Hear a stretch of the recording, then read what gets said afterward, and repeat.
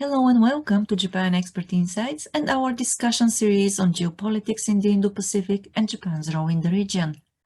Every second Monday, Dr. Stephen Nagy, Senior Associate Professor at the Department of Politics and International Studies at the International Christian University in Tokyo, and host Maya Matsuoka host a discussion on the latest developments, new challenges, and shifts in the geopolitics of the Indo-Pacific region.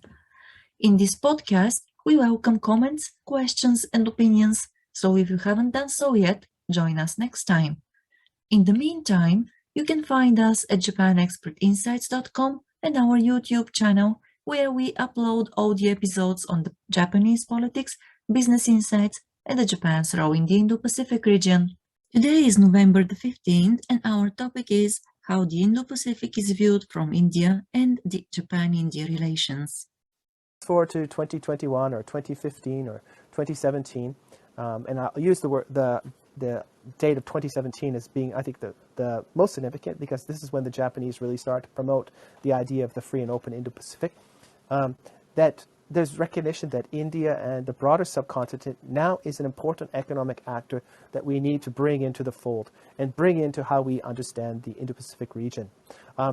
So we need to recognize its position, recognize the size of its economy, but also by framing it within an Indo-Pacific framework, what we're trying to do is establish some broader movement towards institutionalizing trade, institutionalizing norms, institutionalizing behavior within this broader region. So this is really why we see India becoming a more prominent part of this idea of an Indo-Pacific region and an Indo-Pacific framework, and why many countries are paying attention to India in particular.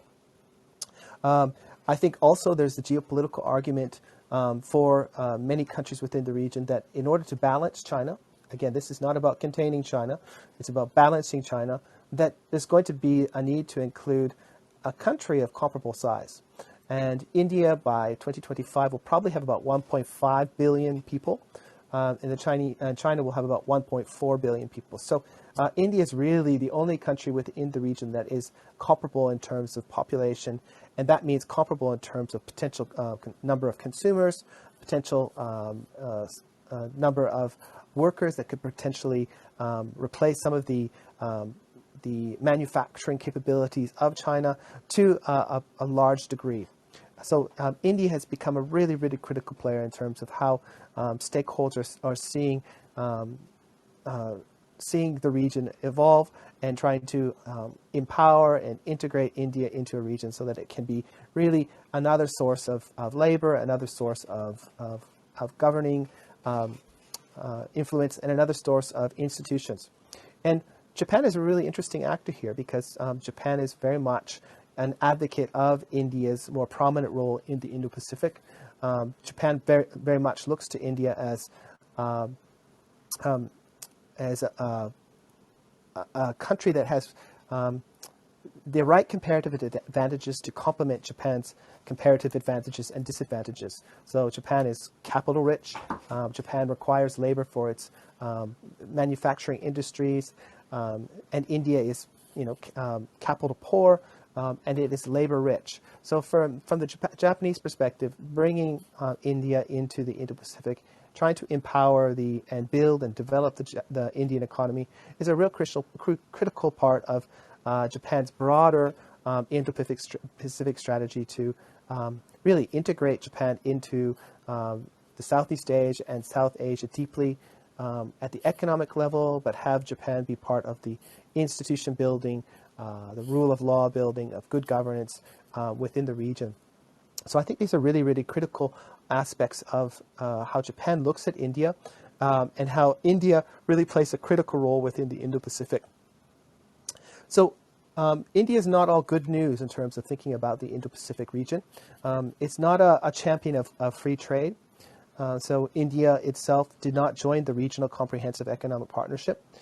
It decided to withdraw from its application, and Japan, along with China, South Korea, Australia, New Zealand, and the Southeast Asian countries, moved forward on a very, very large trade deal, which really binds these countries together and increases the amount of trade between the countries, and of course, at the end of the day, integrates the region into a broader economy and economic integration that I think builds increases the amount of trade that happens within the region, but also helps to decrease the borders and the barriers to trade, to the movement of people, and to the movement of capital. India is also a challenge in terms of how it understands the security challenges within the region.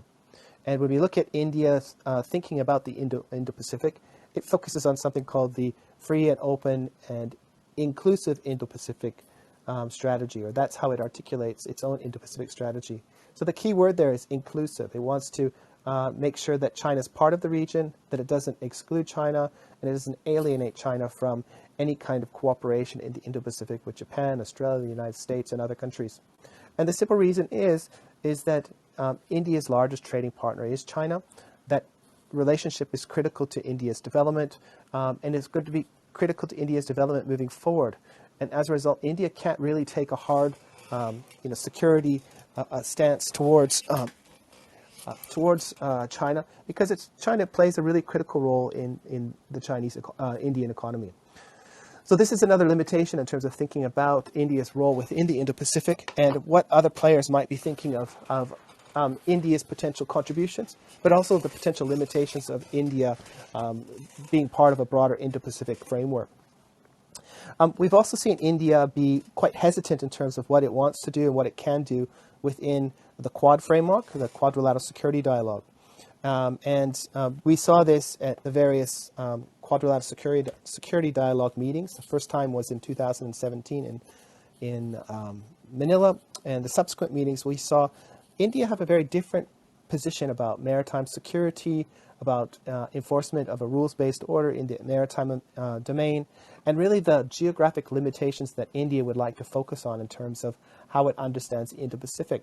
So we see India to be quite hesitant about rule of law issues and territorial issues in the South China Sea, across the Taiwan Straits, and in the East China Sea, where Japan has challenges with a couple of its neighbors. So what we see is that India, in terms of being a reliable partner or a security provider within the Indo-Pacific, is somewhat challenged.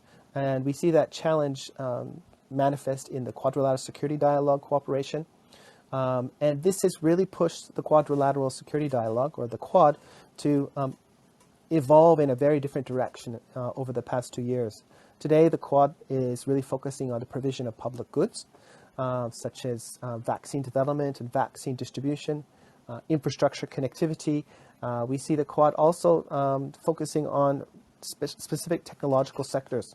And this is really very much related to the fact that India really had hesitation in terms of broader security cooperation with Japan, the United States, and Australia. And there's a lot we could talk about here, but I think that it's just important for us to understand that India has defined limitations of the extent of defense cooperation in the maritime domain that it would like to engage in, because it doesn't want to alienate China.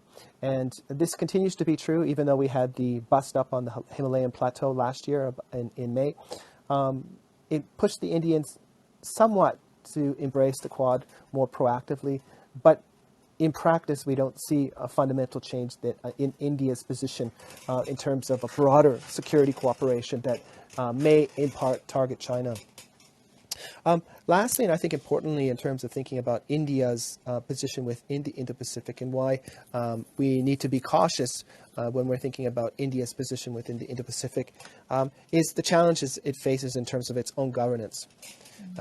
We saw those challenges emerge at the height of the COVID-19 pandemic in February, March, and April, with a very severe pandemic raging in India. But we also see challenges in terms of, again, being a more proactive free trader within the region, so joining the Regional Comprehensive Economic Partnership, or spearheading free trade agreements within the region.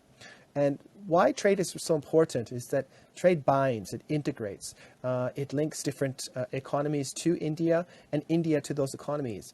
It creates a flow of capital. Usually it will create a flow of ODA, overseas development assistance, and increased foreign direct investment. And what we see is that India still remains hesitant to open up its markets to free trade. And there's lots of reasons for it. But it creates a challenge in terms of India becoming a pivotal player within the Indo-Pacific if it's not proactively linking its economy to other large economies within the region. That includes China, that includes Japan, that includes South Korea, Australia, and others. So until India starts to really shift its posture in terms of embracing trade, as well as embracing a more expansive understanding of security within the Indo-Pacific region, I think there's real limitations of what India is willing to do, what it can do, and how much other partners within the region can rely on India's commitment to the region. That being said, I think India does have huge potential in terms of helping balance China's growth, in terms of helping be a champion of emerging countries, something that China really strives to be when it's talking about its reemergence as the largest economy within the Indo-Pacific. And if you read Chinese documents and you listen to speakers or Chinese politicians, they consistently talk about their advocacy for the so-called developing world or the emerging economies, and that how China would like to tweak the international system so that emerging economies are better represented in how rules are and institutions are formed and how the rules are implemented, such that the institutions and rules reflect not just so-called Western advanced economies, but critically reflecting the needs of developing states like India and China and others.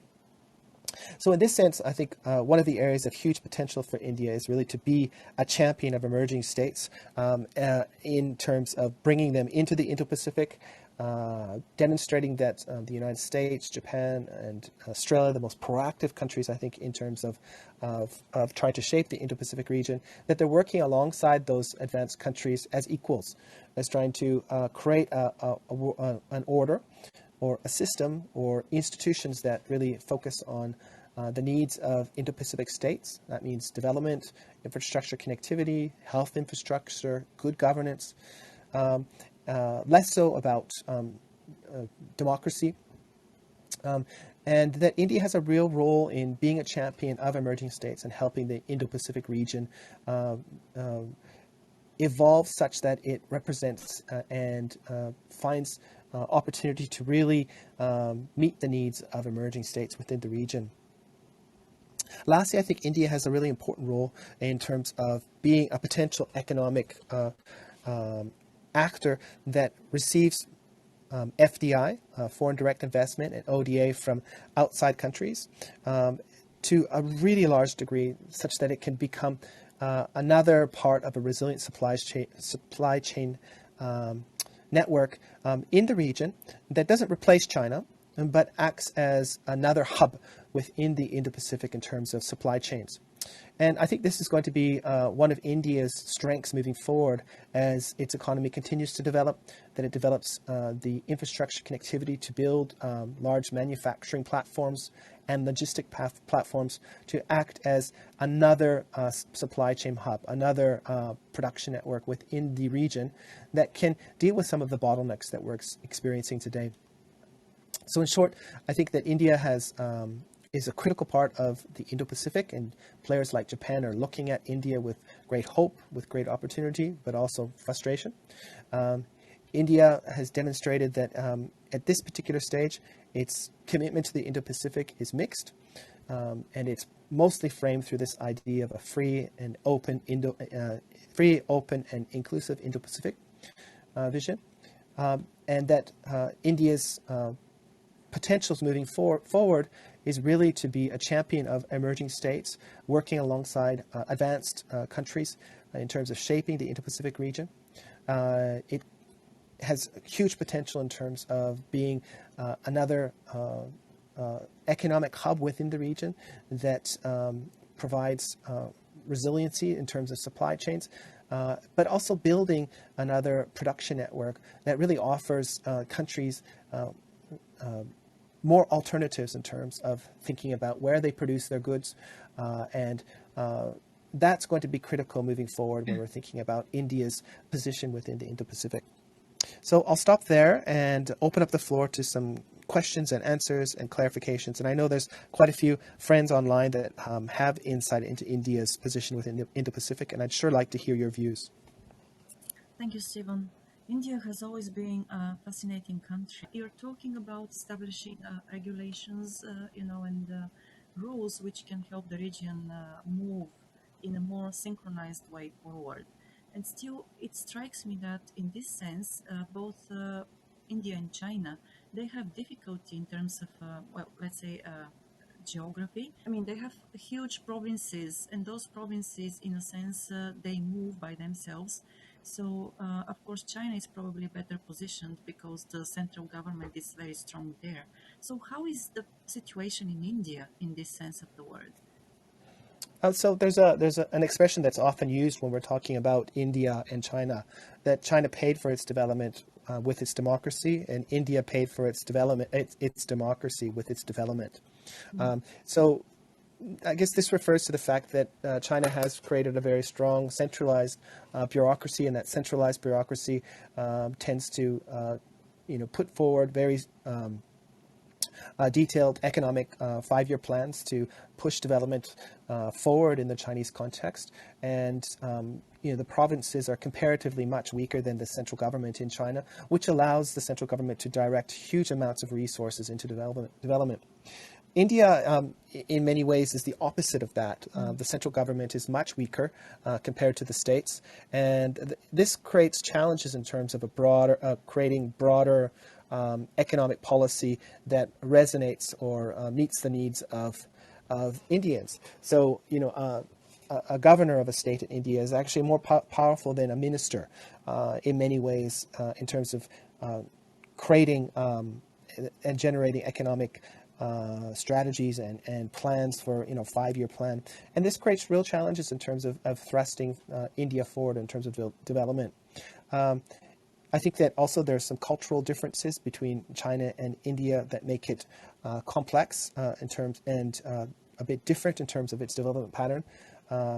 In China, I think most data shows that China is much more deferential to governance, that individualism is not as prioritized as in the Indian context, and as a result, China and Chinese society is more compliant to government direction, where India, I think, really is somewhat the opposite of that, very individualistic, and that it's a bit of a challenge for a highly individualistic society to get behind a particular leader or a particular governor to really concentrate those resources to have the kinds of changes that China's had. Looks to me like it's difficult. Well, okay, we both know that India and China can be, let's say, producers of both agricultural produce and also IT technologies and other, um, let's say, critical products. But in a sense, these cultural differences also create bigger challenges to India, as you said. And so I wonder, you said India has a great potential to become another economic hub. But, well, do you mean this in the sense that it can be a great marketplace, or a producer, or both? Well, I think both. I think that India has, a growing consumer market, growing middle class. And if you go to Delhi or you go to Bangalore or any of its big cities, you'll see a growing middle class that would like to consume the products that people from other countries are also wanting to consume. So, in the sense of being a potential consumer market, absolutely, and that will continue to be the case as India develops and becomes richer. In terms of a manufacturing hub, this is a bit more challenging. So it needs to have the infrastructure to get to be able to transport goods in and out of India. So that's, I think, a really important area. It needs to have better regulations and probably to deal with corruption. And this is still a challenge, I think, for many businesses when they plant themselves down in India and they find it difficult. And I think that in general that it appears less business friendly compared to for example, China and others. And this creates challenges in terms of really pushing India forward in terms of being, another serious and a substantial manufacturing hub within the region. We have Raju who raised his or her hand. Hi, Raju. You want to jump in and share your ideas? Sorry, Stephen, that's me. I probably put in my childhood nickname Raju in my profile. You can count on me to do these kind of things. Oh, it's Sorry. managed. Okay, go ahead. Yeah. My name is Manish Maheshwari. I am a person of Indian origin, now living in Singapore. I'm just giving that background because I'm not a classical geopolitics expert, but I have a lot of interest in history. Have been reading, and being in Singapore, I've done some bit of comparison between India and China. So there was this comparison between how China is able to pull through and has made the trade-off between development and democracy. I would like to take a small leaf out of Niall Ferguson's book. I'm nowhere in that league, but I will still try. So China traces its unified state back to the Qin state, which existed around 216 to 200 BC, very small compared to today's China, and existed only for 16 years. And then it was succeeded by other states. 200 years before that, India had the Mauryan Empire, which was almost all of India today except Tamil Nadu and add-on Afghanistan. In the public perception of India and India's so-called elites, that continuity from that state doesn't just exist at all. That's the reason why when the British left, India was divided into 550 kingdoms. Only 5 of them were of viable size to be independent countries on their own. So this pattern of the Indian mind, which is not able to stitch large amounts of land and population together, has to be recognized. It is just a pattern. If we don't recognize it and we expect India to get to a European kind of integration or a Chinese kind of very, very tight, centralized civilizational state, that may not happen on its own. India will have to be nudged to get there. On the investment side, again, expecting India to become a manufacturing powerhouse can happen, but there is a social aspect to it. The outside world expects India to get as much investment into manufacturing as, say, a Taiwan, or maybe much bigger because India is a much bigger country. When you look inside out from India, then it's a very satisfactory situation. They have been getting some amazing amounts. I don't have the figures, but the amount going into unicorns in India is large enough for India to stop bothering about investment not coming into manufacturing.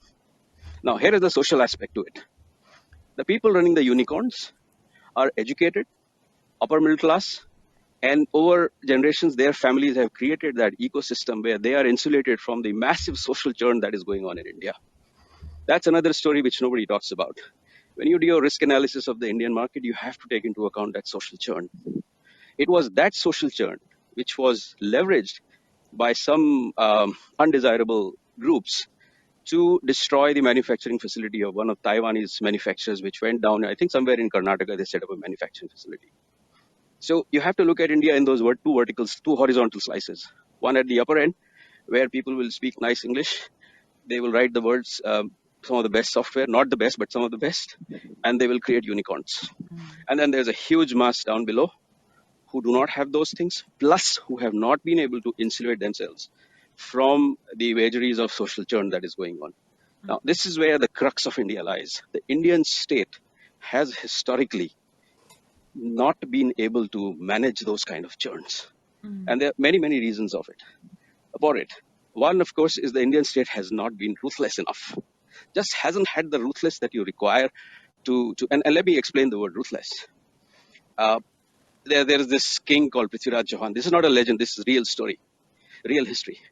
Who defeated an invader 17 times, forgave him 17 times. And 1192, that invader came back, defeated this guy for the first time, and off with his head.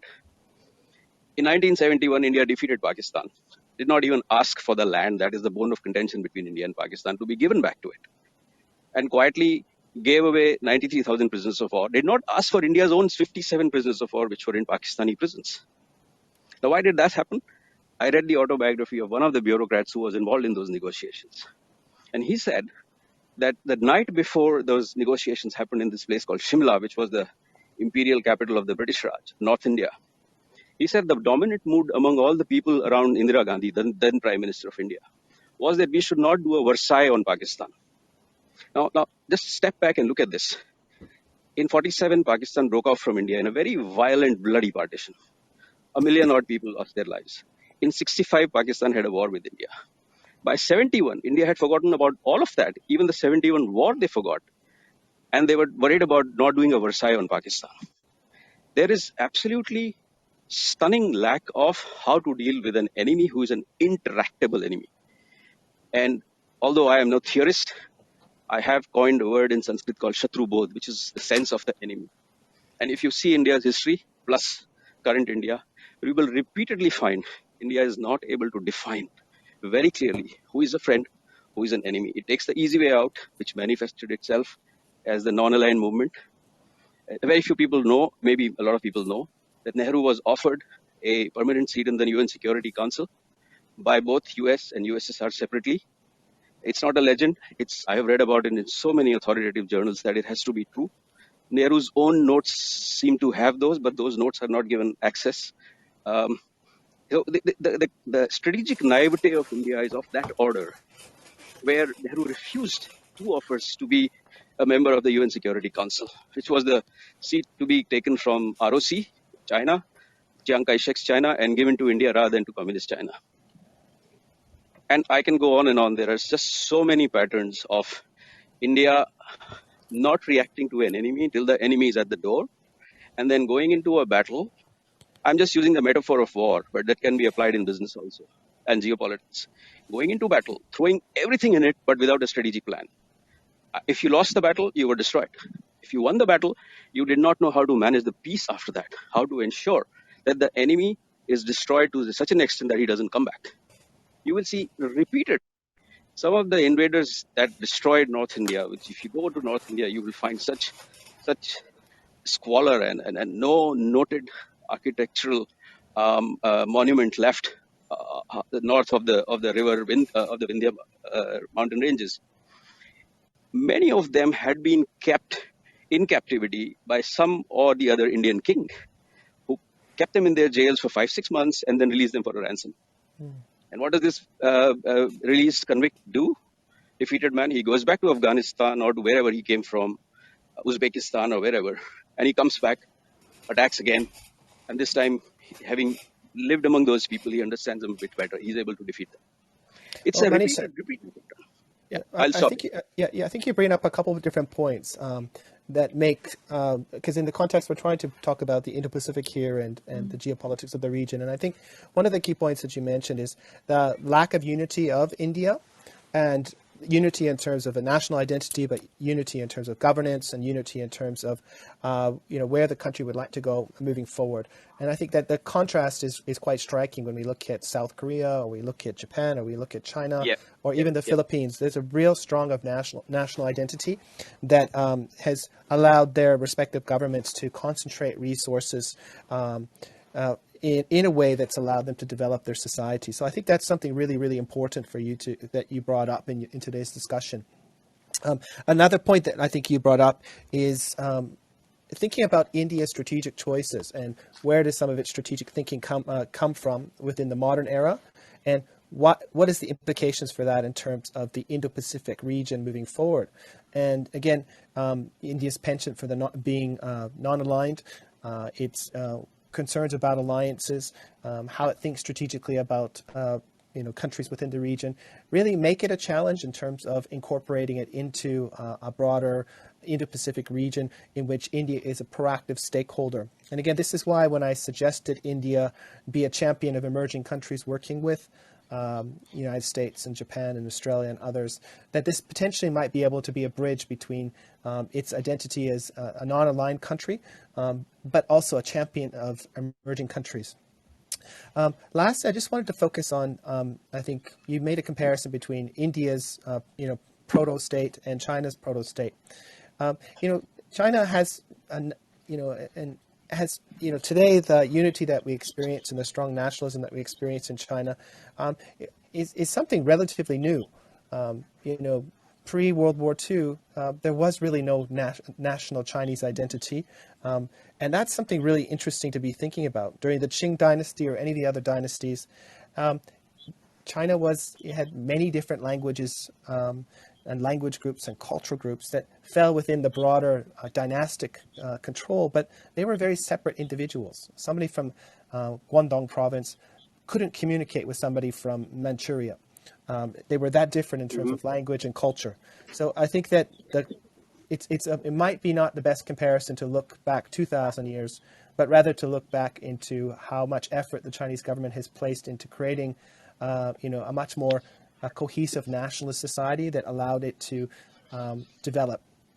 And again, going back to my view, I think when Japan is looking at India as its Indo-Pacific partner, that Japan has great hope, but also great realism about the limitations that you drew out in your views about India. And they're trying to work through that, and they're investing huge amounts of ODA and FDI in India, and trying to bring Indians to Japan to train. But there's still a lot of skepticism about India moving forward, but also hope about the potential for India to be a more reliable partner. Yeah. Specifically for Japan, given how Mr. Modi was received in Japan prior to him becoming prime minister, one expected a lot more action to happen, let's say on the Mumbai-Delhi corridor, a $90 billion project, and so many other things. I remember when the then Prime Minister of Japan came to Varanasi, Mr. Modi's own constituency, and they talked about cleaning up the Ganga. He said that, yes, we can help you there also. But not much of that has happened, or maybe it has happened, but it's being kept very low key. So that's been a bit of a disappointment. In both in India as well as Japan. Sorry to go back into history again. It's been forgotten how close Japan and India were culturally. A huge influence from India into Japan. The pre-Portuguese era maps of Japan show India, they call it Jambudweep, that is India's own traditional name for itself, right in the middle. And then there was Japan on one side, China, and there was Europe, and no America, of course, at that time in point in time. Well, I think former Prime Minister Abe recognized this position, and I think this is why when Prime Minister Modi visited Japan, the first stop that Prime Minister Abe took Prime Minister Modi was to a temple in Kyoto called Sanju Gendo, and Sanju Gendo has 10,000 statues, and each one of these statues has not Japanese names, but Sanskrit names. And the statues look like Indian yogis. They don't look like Japanese. And I think Prime Minister Abe's intention was quite specific, is to try and weave a cultural and historical narrative that much of Japan's cultural inheritances also come from India. Yeah. But somehow, whether it's Nepal or Bhutan or Japan or Mongolia or Korea, India says the right things, but then action to follow it never really materializes, because there are small but very, very well networked interest groups inside India who will thwart any such attempt. And they are there in the Architectural Survey of India, in universities, in academia, in journalism.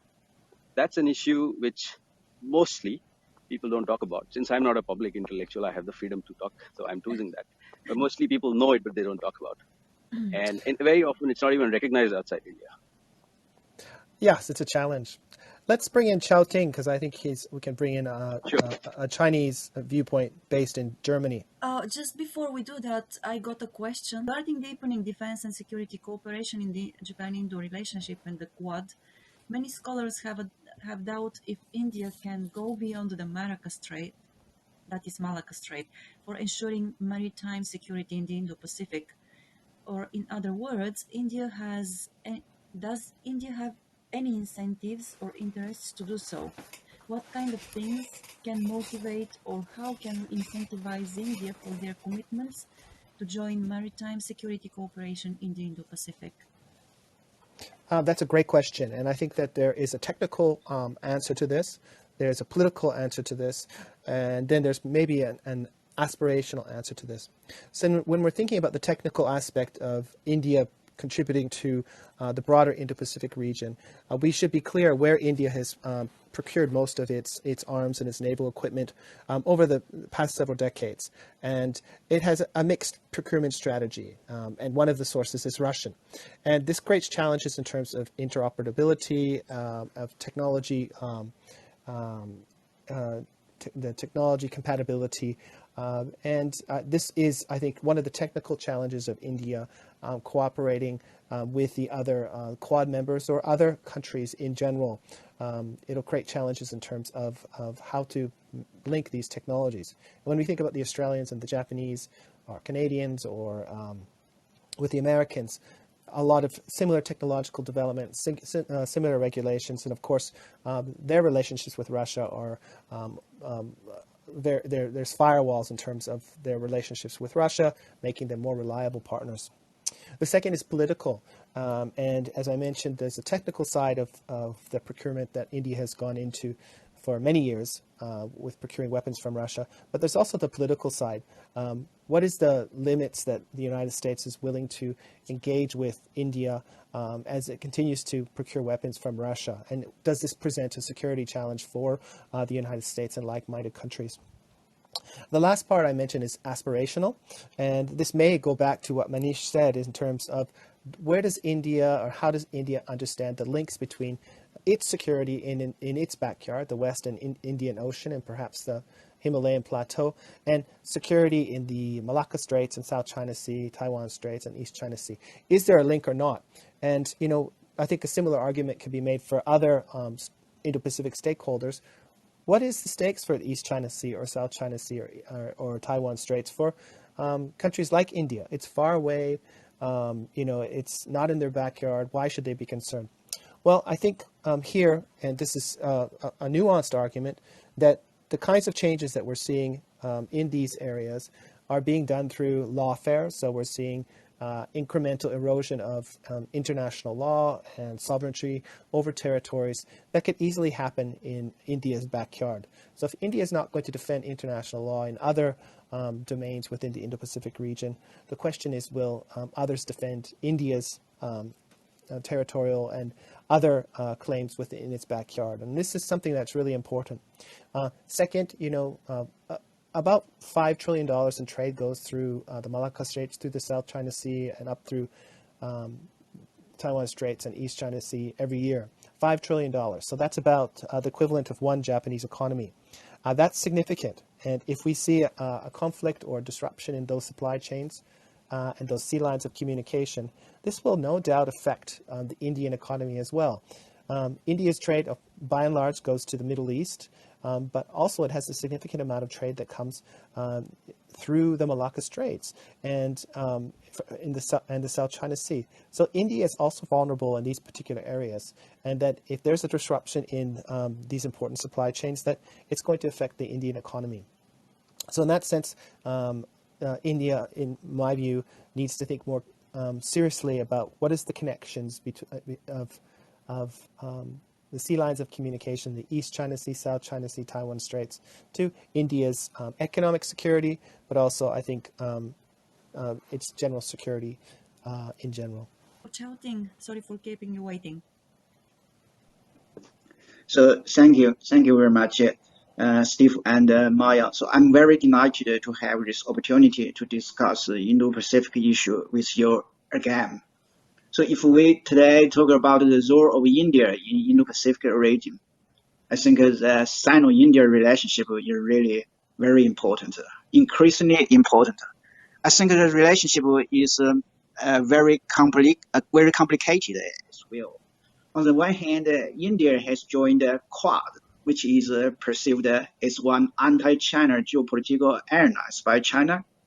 On the other hand, from historical perspective, so India has a very long tradition of non-alignment. So India, from my point of view, India is reluctant to have bad relationship with China. So therefore, I do believe the Sino-India relationship can be very complicated. So yes, India has long tradition of non-alignment.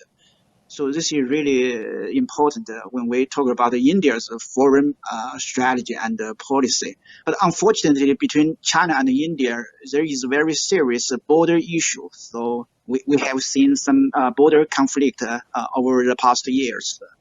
And India has also the fear of the so-called strain of perils by China. So I think India has some strategic concern about China's expansion.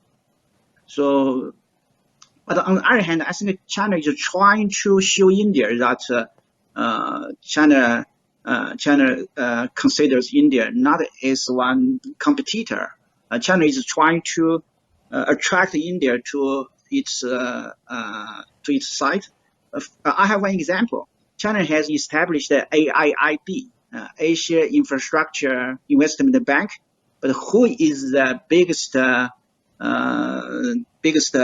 customer of this bank? It's India, right? So India is actually against the Belt and Road Initiative because China-Pakistan Economic Corridor is in Kashmir, and India is against this initiative. But as one part of the Belt and Road Initiative, AIIB has lent a lot of money to India. This is really interesting. I think this is China's gesture to India that we want to help you in terms of infrastructure building.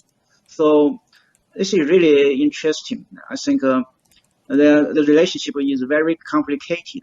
So, but we have seen the border issue has made the relationship between China and India very complicated.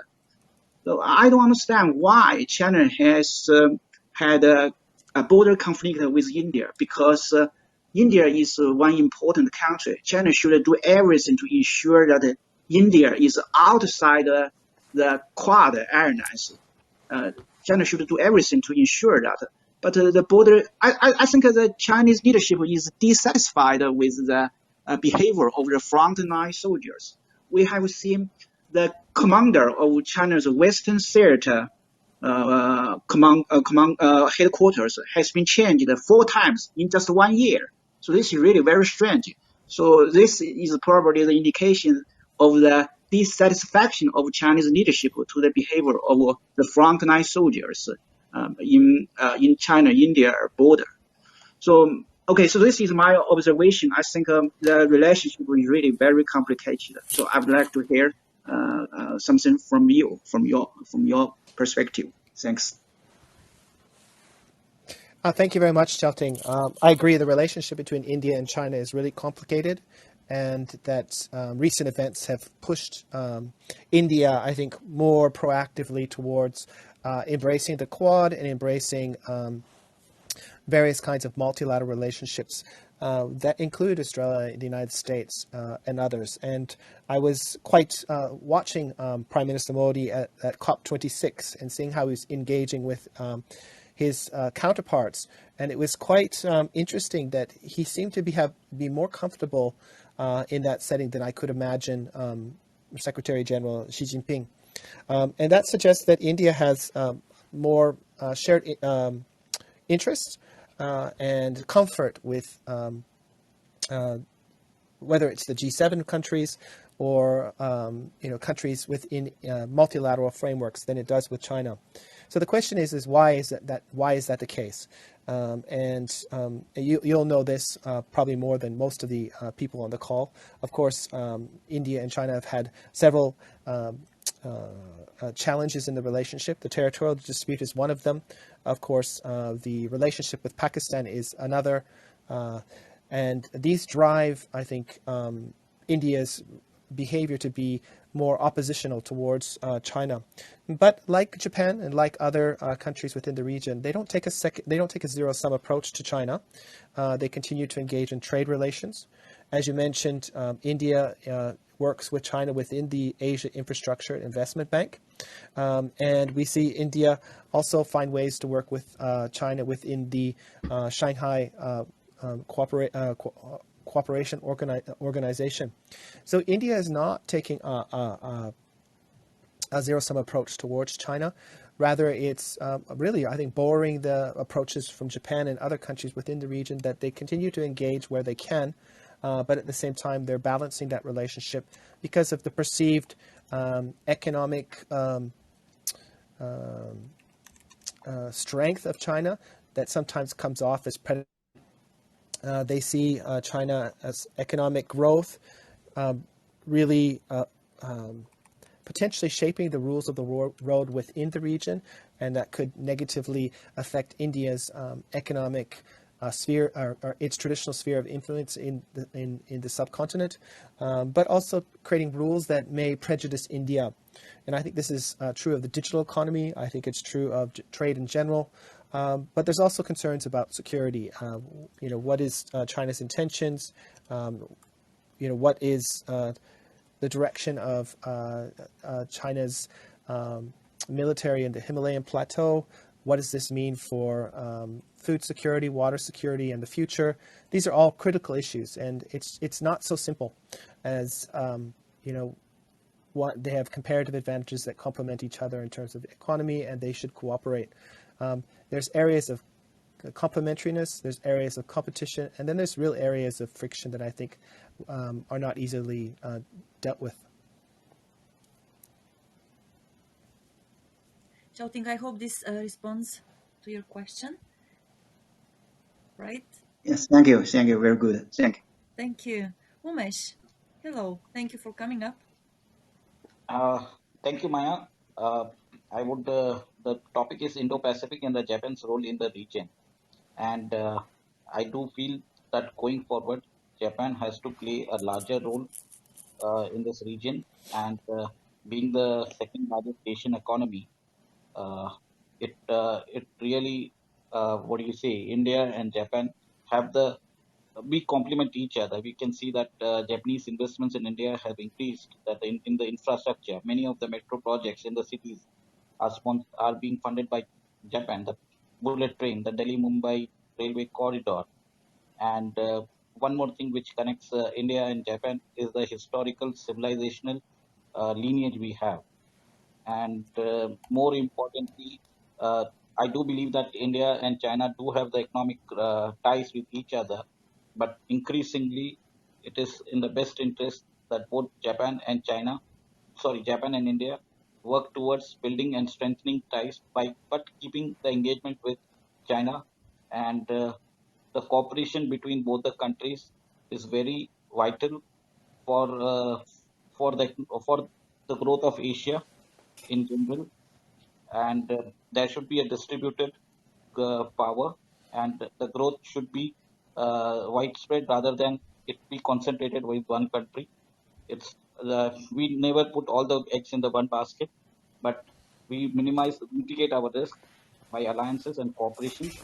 This is the world of multilateral order, and Japan can define road forward. And this is happening with India, Japan, and Australia forming a trilateral alliance to dealing from the supply chain of China, and even Israel is. I think Israel can also be, and Israel can be accompanied in this forum as well. These are my limited thoughts. Thank you.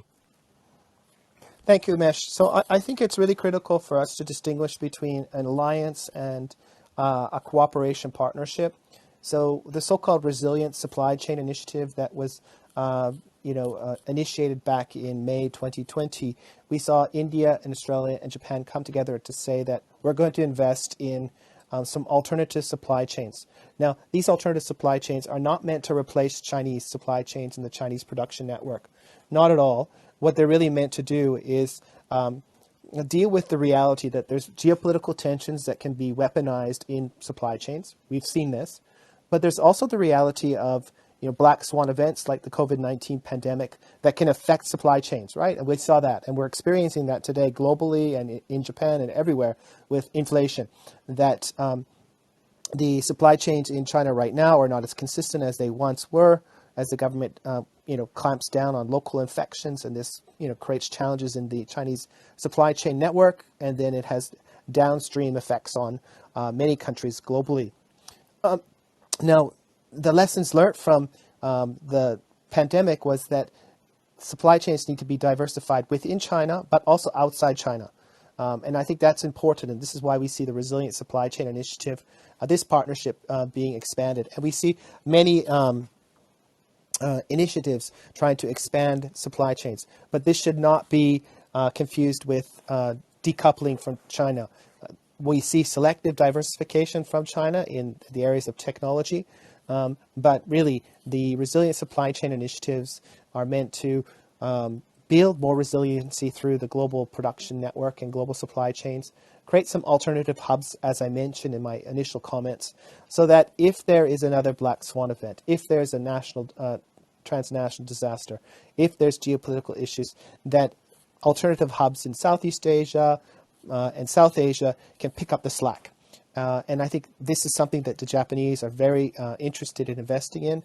We see Australia is very interested in investing in this. And I think that more and more outside stakeholders, whether they're from Europe or from North America or other parts of the world, see that a diversification of supply chains is really critical to keep supplies moving smoothly and deal with geopolitical challenges, but also those important black swan events. Just one other point. I do think there's limitations of how much cooperation Japan and India can engage in the Indo-Pacific outside the economic development and perhaps infrastructure and connectivity realm. I say that is because Japan has a pacifist constitution.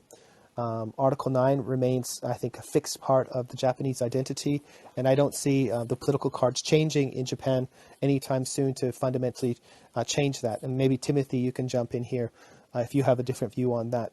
On the Indian side, I don't see a fundamental shift in the non-alignment status, suggesting that convergence on the security side will be superficial at best, and could be very limited at worst.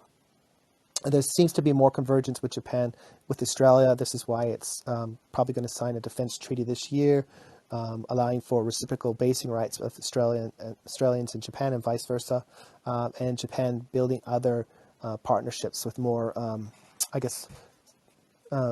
forward-leaning security partners within the region.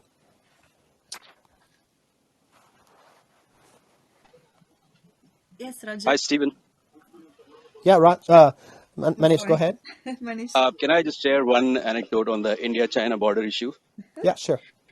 I once had the opportunity at Salzburg to have lunch with one gentleman who was a very senior Chinese diplomat he'd been ambassador to France and US and United Nations.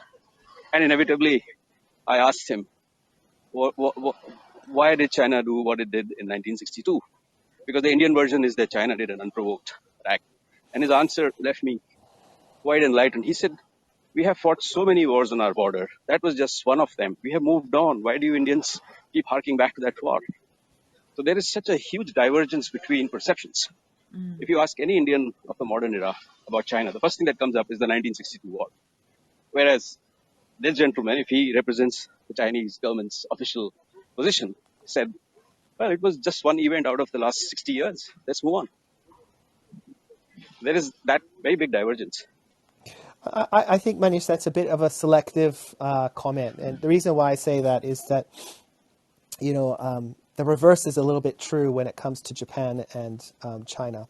In that comments about Japan are always very, they're always talking about Japan's past behavior rather than, the past, 75 years of exemplary, as an international actor, really.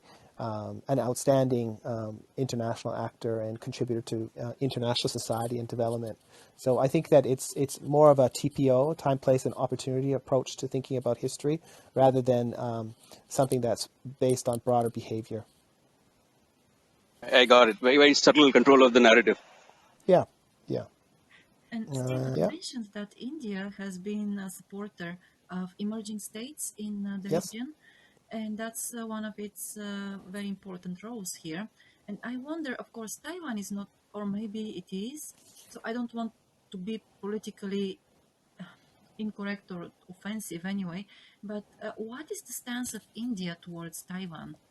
Just I wondered while you were saying, that it has been supporting states here, emerging states in the region. So Taiwan's not really considered an emerging state. for a couple of reasons. I think legally it is the One China policy, which is the basis for building bilateral relations with China, suggests that India's position on Taiwan is that that there's only one China and its capital is in Beijing, and that Taiwan exists somehow alongside Greater China.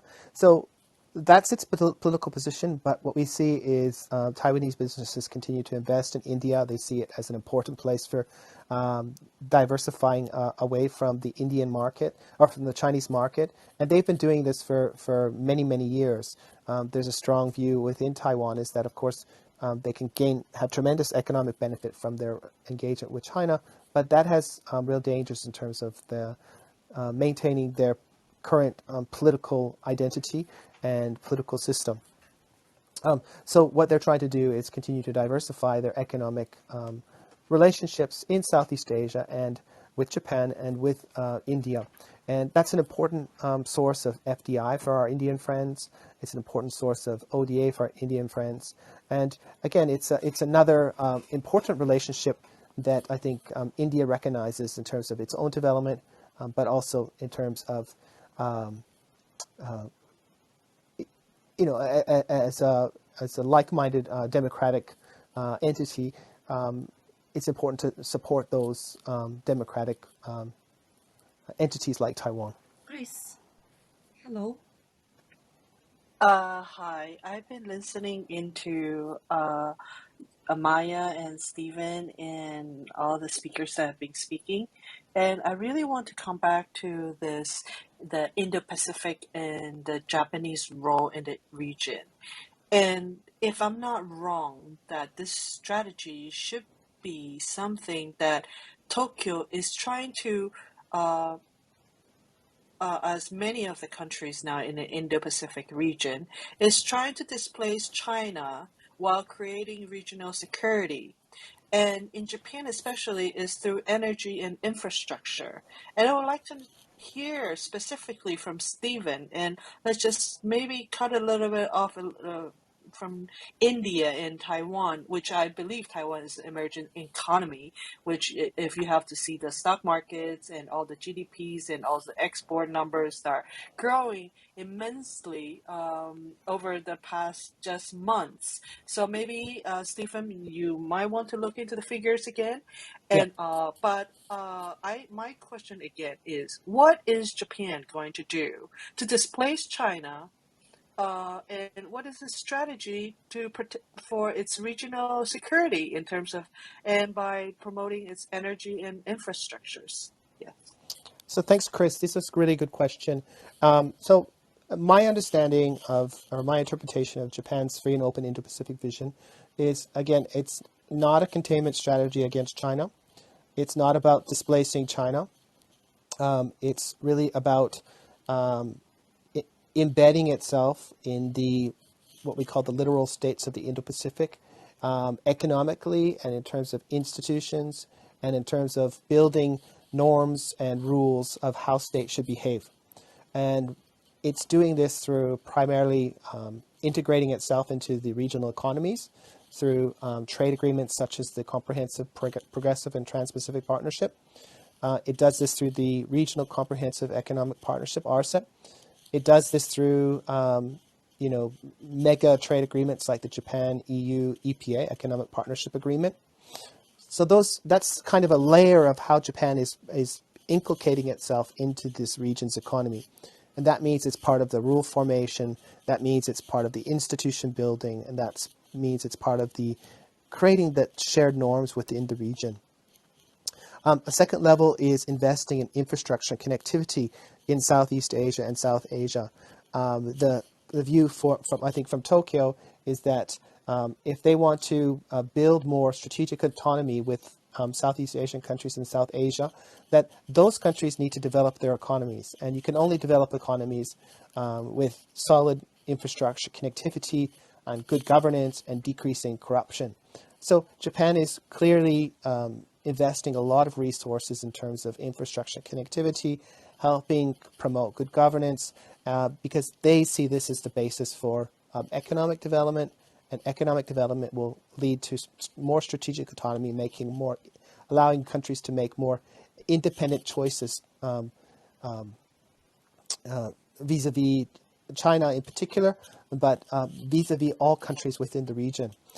So I do see there's also a security layer, and the security layer is really focusing on the maritime environment and trying to bring as many stakeholders into the maritime environment as possible so that the maritime domain, those sea lines of communication, remain open, they remain rules-based, they remain primarily guaranteed by a US-led security architecture. I don't see that changing from the Japanese context. I think actually that's something that they're continuing to double down on, and they're going to continue to double down on because it's so critical to Japan's economy. On the energy front, in terms of energy security, we see Japan continue to diversify its energy resources, and that means working with like-minded countries like Canada, perhaps the United States, energy resources or natural resources coming from Australia. So it's about diversifying those relationships. And this will include rare earth materials. So diversifying the sources of rare earth materials so that those critical materials that are important for the Japanese economy, they can't be weaponized, as we saw in 2010 when our Chinese friends really put a rare earth embargo on Japan to try and pressure them after the arrest of the Chinese fishermen near Okinawa. So I see Japan, again, its approach to the Indo-Pacific is less about using security tools and more about using economic development and infrastructure connectivity tools to really embed itself in the region and be part of the institution building. Does that help a little bit? And can I clarify anything else? I think yes, but there's one thing that the last sentence you mentioned in regards to building an alliance with the US and maybe Canada for the future energy to be sustainable in Japan, but that will require, I think the US is very clear in its military alliances with Japan and requiring Japan to actively be part of this quad against China. So I can hear Stephen, you're a little bit reserved, maybe not in terms of maybe your point of view coming from economics and point of view, but I'm coming from a little bit of a geopolitics point of view, as in I see that without this military alliances, I think that the U.S. will give Japan a lot of pressure in the future. So I'm not saying that the U.S.-Japan alliance is not critical to how Japan understands its security within the region. I think it's actually re-emphasized every year in the diplomatic blue book out of Tokyo that says the U.S.-Japan alliance is the cornerstone of Japan's security. That won't change. And what we see is Japan continuing to try and strengthen that relationship, deepen the kinds of exchanges that go on in that relationship, and really try to adapt to the current needs and the future needs of the security challenges within the region. And we see that come out in the defense budgets and national strategy documents, where Japan is starting to focus on the electromagnetic spectrum, cybersecurity, and other areas. That will continue to be important, no doubt. But I think that when Japan is thinking about how to achieve its security within the region, it's not just about the alliance. It has to have a layered approach, and that layered approach, maybe at the base level is the U.S.-Japan security alliance and that nuclear umbrella. The next level is its various strategic partnerships, like it has with Australia, India, Vietnam, and many other countries. And above that is these trade agreements and infrastructure agreements. It's a very multi-layered approach, and that's really, really critical to, again, building and shaping the region that will eventually, or the hope is that it will be more resilient against authoritarian regimes and their efforts to weaken international institutions, international law, and rule of law, which has been really the basis for Japan's prosperity in the post-World War II period, but also many other countries' prosperity in the post-World War II period. Thank you, Stephen. Thank you. Thank you for your answer. Thank you, Chris. Thank you, Chris. Okay. Yeah, okay, Stephen. I have one more question related to the diversification of supply chain. We Yes. have discussed this issue. Yes, China is perceived as a world workshop. Okay, so China is very proud of its achievement. So China is It should be. producing. Yes, China is producing a lot of products for the world because of the stable political environment and very good infrastructure. I think they are the reasons. But now, if we are talking about diversification of supply chain, and some people are even talking about decoupling or recoupling, but the situation is quite clear that some companies, some enterprises are considering to move its supply chain from China to other countries such as Vietnam and India. I have lived in India 20 years ago, 1 year in Bangalore. That time, my impression is that India is probably the world office because they have very strong IT and software and service sector. But the hardware manufacturing is really the weakness of India because the infrastructure was very poor at that time. So I don't know if India has a capacity or competence to take over China as a new world workshop. So I don't know because I have never visited India since 2012. I don't know the situation of India. How about the infrastructure and the governance? Is it really ready to take over China or not at the time? So what's your evaluation? Well, Xiaoting, if we look at the current global production network that is primarily based in China, that took 40, almost 50 years to make. It didn't happen overnight. And I think replacing that, well, I don't think you can replace it, but replacing parts of it will take a substantial period of time. China invested, well, many countries, including Japan, invested a huge amount of ODA into China to help develop its infrastructure and those manufacturing networks and platforms. The Chinese government, I think, complemented that with its planning and focused special economic zones, which were meant as hubs to reverberate growth throughout the Chinese economy. And what we saw was a virtuous cycle of development in China because of the things you mentioned: stable governance, strong central government-led development, and huge amounts of investment. So China's advantages are clear. Its logistics are extremely well developed. We have a coexistence of businesses and manufacturing sectors that complement each other throughout the China-based production network. And China still has the advantage of a seasonal labor force that is unmatched. And this seasonal labor force is also skilled. And it's unmatched. And I think for our friends that are not from China, who haven't been to China, but they have something called a floating population in China, and it's hundreds of millions of people that move in and out of the manufacturing level at a seasonal level. There's nothing comparable to that in any other country in Southeast Asia or South Asia.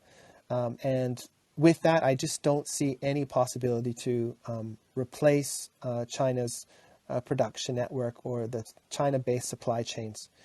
And that's why I keep saying there's a selective diversification, but there's no way to replace that concentration of supply chains in China, its labor, the governance that you mentioned, and the speed and the cost.